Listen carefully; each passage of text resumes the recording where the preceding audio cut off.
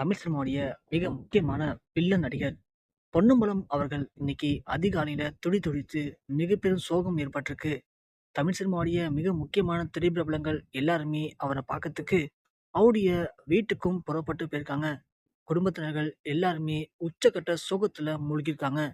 அப்படி தமிழ் சினிமாவையே உச்சக்கட்ட துயரத்துல ஆழ்த்தின செய்தி என்னன்னா, தமிழ் சினிமாவுடைய வில்லன் நடிகர் பொன்னம்பலம்.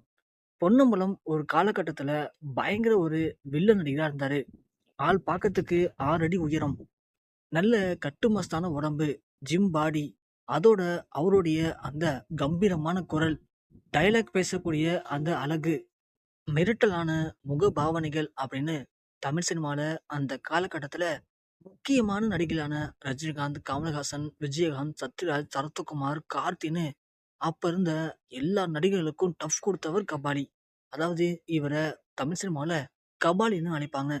அந்த அளவுக்கு பொன்னம்பலம் கபாலியா தமிழ் சினிமால எத்தனையோ உச்சம் பெற்ற நடிகர்களுக்கு உச்சம் பெற்ற வில்லனா நடிச்சிருக்காரு. அதுவும் அவருடைய சண்டை காட்சிகள் எல்லாமே அவரு அதிகமா பறந்து பறந்து அடிப்பாரு. அதுல அதிகமா டூப்பே இல்லாம அவர் தான் நடிப்பாரு.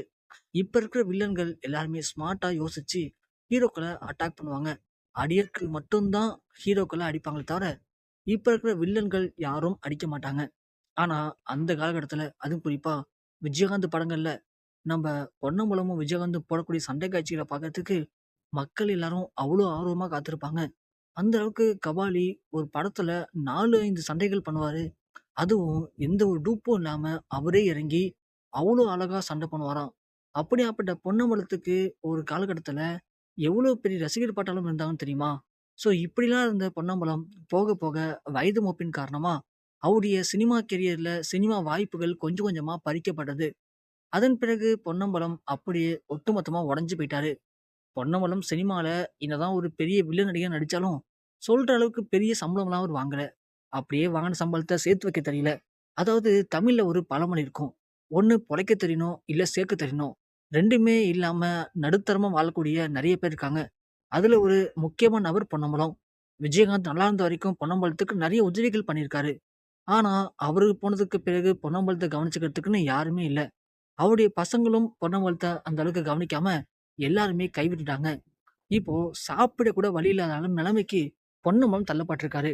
ஏற்கனவே பொன்னம்பலத்துக்கு இப்படி ஒரு நிலைமை இருக்குன்னு தெரிஞ்சுதான், ஒரு சில சினிமா பிரபலங்கள் விஜய் டிவியுடைய ரியாலிட்டி ஷோவான பிக் பாஸ் நிகழ்ச்சிக்கு அவர அனுப்பிவிட்டாங்க. அப்படி உள்ள போன பொன்னம்பலத்தினால, அங்க இருக்கக்கூடிய இளம் நடிகர் கூட சேர்ந்து அவரால அந்த ஷோல தன்னை யாருன்னு நிரூபிக்க முடியல. அதனால அவரு அந்த ஷோ விட்டு வெளியேற்றப்பட்டாரு. அதுல அவர் எதிர்பார்த்த அளவுக்கு பெருசா அவருக்கு சம்பாத்தியம் எதுவும் இல்ல. அதுலயும் பணம் வரல.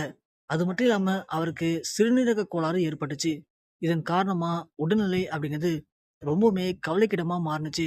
இவருடைய சிறுநீரக கோளாறு காரணமா ஒரு சில அறுவை சிகிச்சைகள மேற்கொள்ள வேண்டிய மோசமான நிலைமைக்கு அவர் தள்ளப்பட்டாரு. அதற்காக தான் சேர்த்து வச்சிருந்த நெறைய பணத்த செலவு பண்ணாரு. அதன் பிறகு அவர கவனிச்சுக்கிறதுக்கு அவங்கள்ட்ட பணமும் இல்ல. சாப்பாட்டுக்கே வழி இல்லாம தனது உடல்நிலைய கவனிச்சுக்க முடியாம நடிகர் பொன்னம்பலம் ரொம்பவுமே கஷ்டப்பட்டுருக்காரு.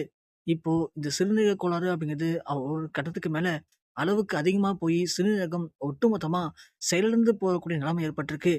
அதாவது ஒரு காலகட்டத்துல பறந்து பறந்து அடிச்சு உதைச்சிட்டு இருந்த பொன்னம்பலம் இப்போ நடக்கவே முடியாம வீல் சேர்ல தான் கொஞ்ச நாட்களா தென்பட்டுட்டு இருக்காராம்.